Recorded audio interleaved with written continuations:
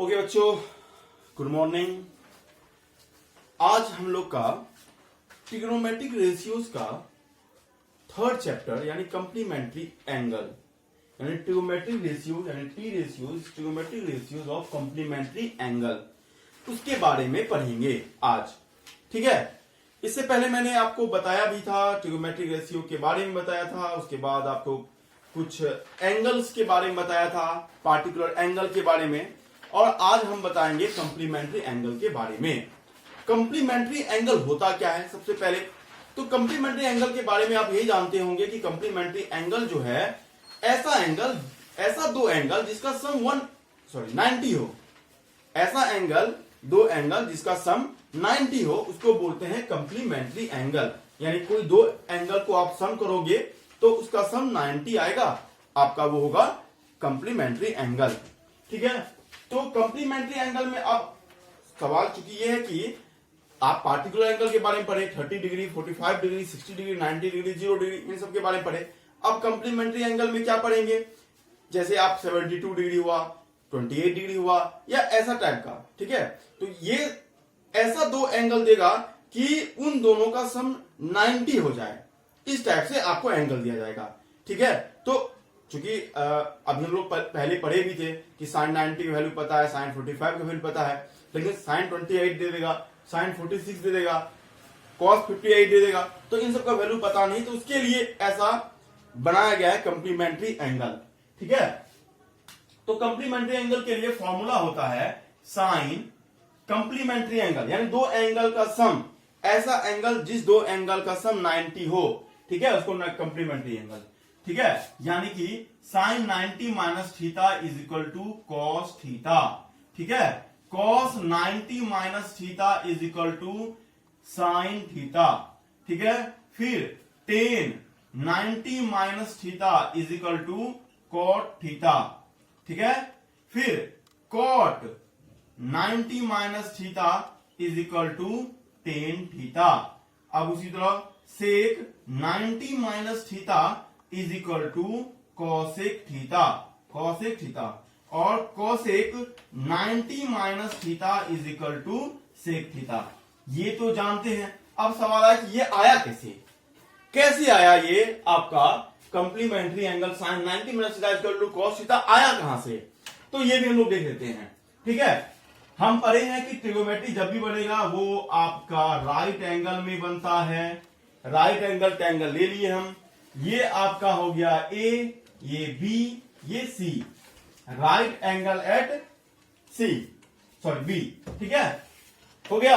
अगर ये right angle है और ये आपका थीटा है, ठीक है, अगर ये 90 डिग्री है एंगल बी और ये क्या हुआ, थीटा हो गया, तो ये एंगल क्या होगा, 90 में थीटा घटा देंगे तो यही एंगल तो निकलेगा ना, 90 माइनस थीटा, यानी एंगल ए हो जाएगा क्या आपका 90 माइनस थीटा।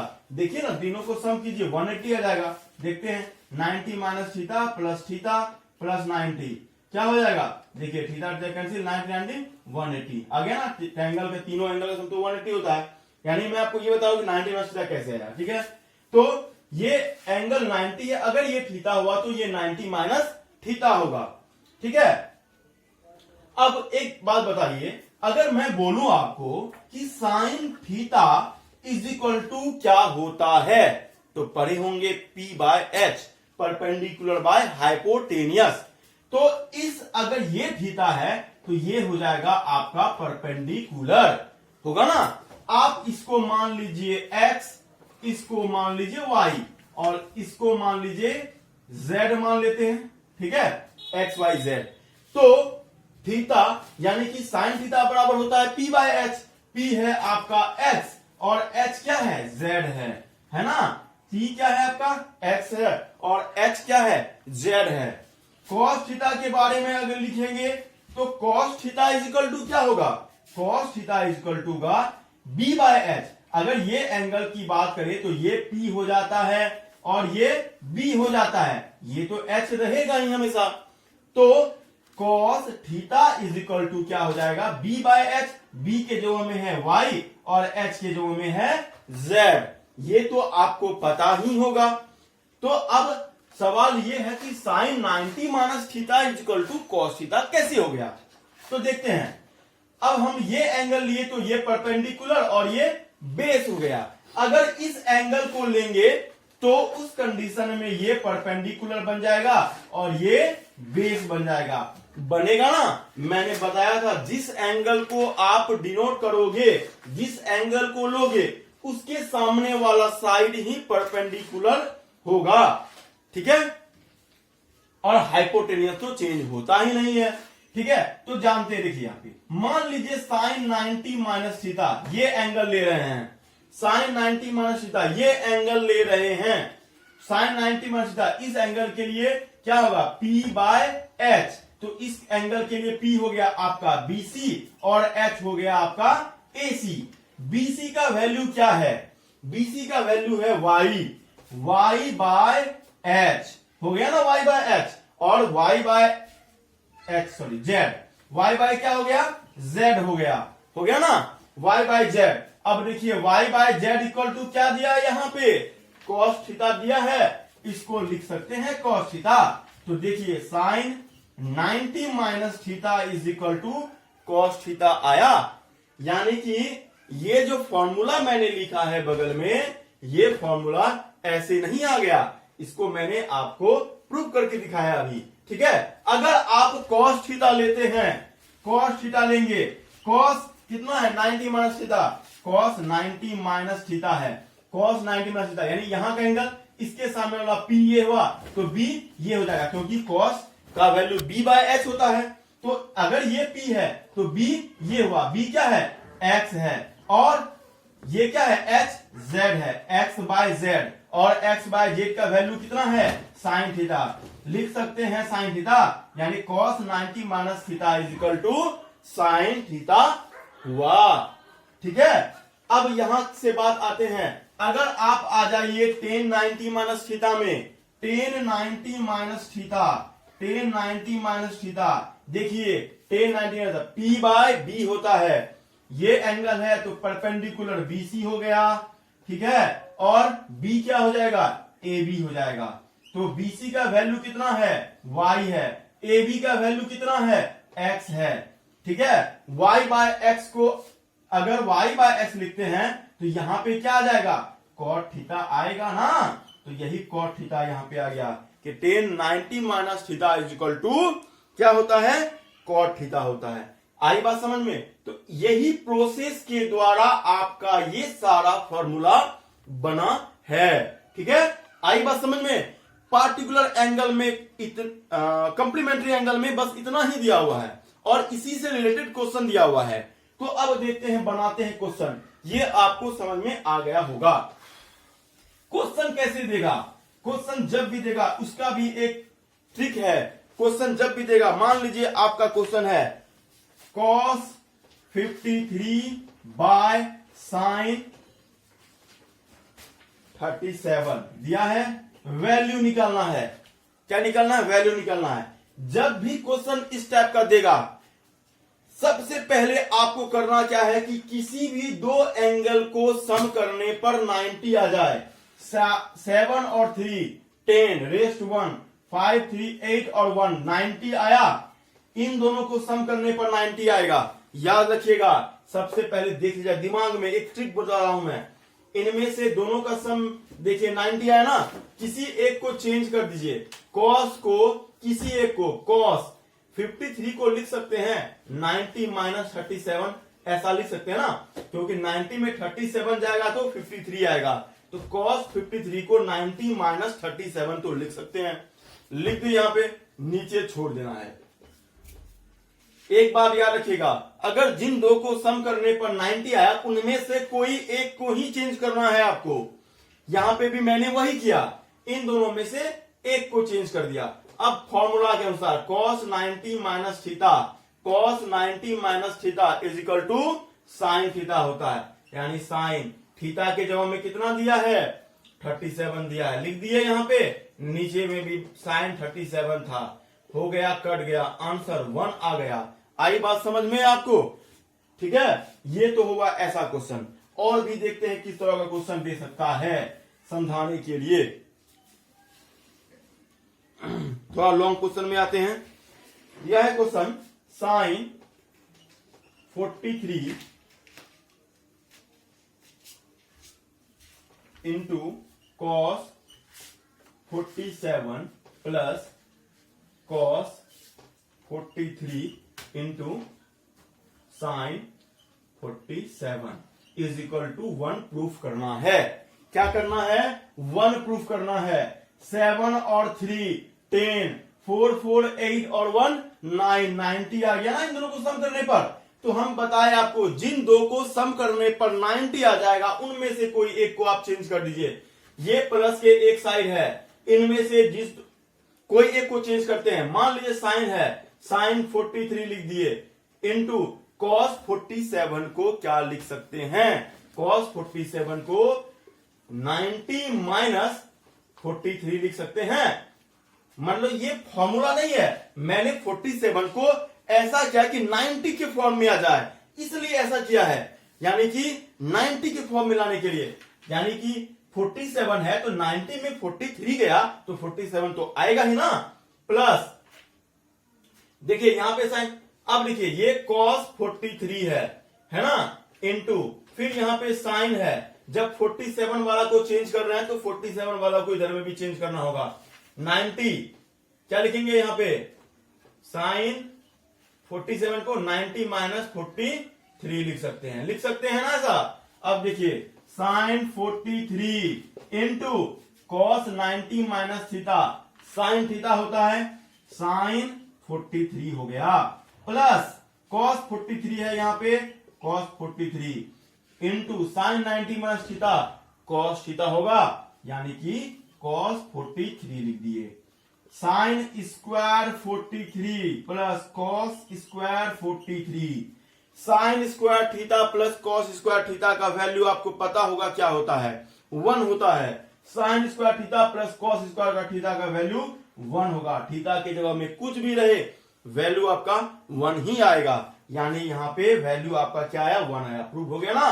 तो यानी आपको समझ जाना है कि क्वेश्चन कैसा दे रहा है, इसी तरह आपको बनाना पड़ेगा। ठीक है, मैं आगे बढ़ता हूं उसी में थोड़ा सा।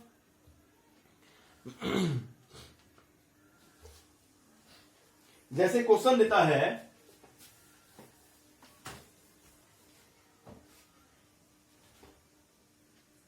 If sine 3a is equal to cos a minus 10, ठीक है, वेयर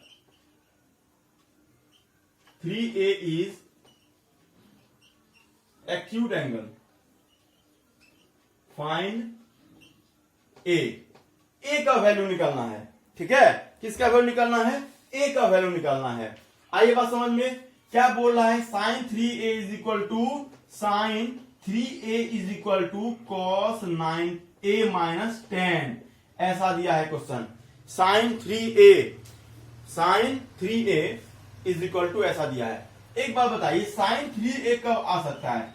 जब ऐसा लिखा होगा कॉस 90 माइनस 3a, ऐसा तो लिख सकते हैं ना इसको। साइन 3a को cos 90 minus 3a, cos 90 minus theta, sine theta होता है ना, cos 90 minus theta equal to sine theta.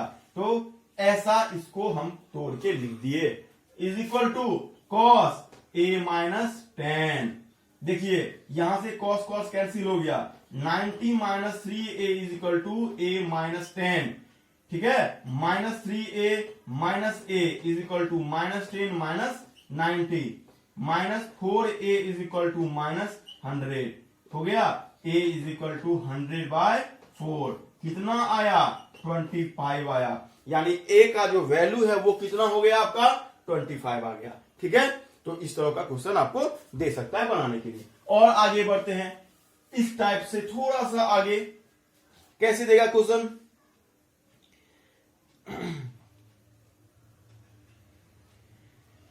Important question है कि if A B C are the angles of triangle A B C, ठीक है, so that sine B plus C by 2 is equal to cos A by 2 होगा। ऐसा आपको proof करना है। अगर ए बी सी एंगल्स है किसी ट्रायंगल का तो आपको प्रूफ करना है क्या, sine B plus C is equal to cos A by 2 होता है। सबसे पहले वी नो डैट, हम लोग जानते हैं, क्या जानते हैं, किसी ट्रायंगल में तीनों एंगल का सम कितना 180, यानी angle A plus angle B plus angle C is equal to 180। अब यहां पे देख रहे हैं क्या, नीचे 2 है तो 2 आएगा कहां से, खुद से तो नहीं आ जाएगा ना, 2 लाना पड़ेगा। कैसे लाएंगे, divide by 2 both side, divide by 2 both side, दोनों साइड 2 से डिवाइड कर लेते हैं, एक साइड तो करेंगे नहीं ना। तो angle A plus angle B plus angle C by 2 is equal to 180 by 2। देखिए 90 भी आ गया है ना। अब क्या देख रहे हैं, b प्लस सी यहां है, a उधर है, तो b प्लस सी बाय 2 को यहीं छोड़ दिए हैं, ठीक है, और a बाय 2 को उठा के वहां ले चले जाते हैं, माइनस a बाय 2। ये 2 साथ नहीं छोड़ेगा, ये 2 जो है तीनों के साथ है, इसलिए a जब जाएगा उधर तो 2 को लेते हुए जाएगा अपना। अब यहां पे साइन b, यहां क्या है, b प्लस सी बाय 2 तो आ गया, लेकिन इसके सामने क्या है, साइन है, तो क्या करेंगे, साइन से मल्टीप्लाई कर देंगे दोनों साइड, तो sine b plus C by 2 और sine 90 minus a by 2। Sine 90 minus theta क्या होता है, कॉस थीटा होता है, कॉस थीटा का वैल्यू a बाय 2, यानी कि sine b plus C by 2 is equal to cos a by 2। Prove हो गया ना। अब सवाल ये आता है कि यहाँ पे साइन से मल्टीप्लाई क्यों किए, यहाँ पे साइन था इसलिए, कॉस भी तो था, कॉस से क्यों नहीं किए, क्योंकि अगर कॉस से करते तो फिर ये वाला टर्म कभी भी चेंज नहीं होगा, जब भी होगा 90 वाला टर्म चेंज होता है। अगर कॉस से करते तो cos 90 minus theta sine theta आ जाता, और हमको साइन थीटा चाहिए नहीं था, कॉस से चाहिए था, इसलिए ऐसा करना पड़ा, ठीक है।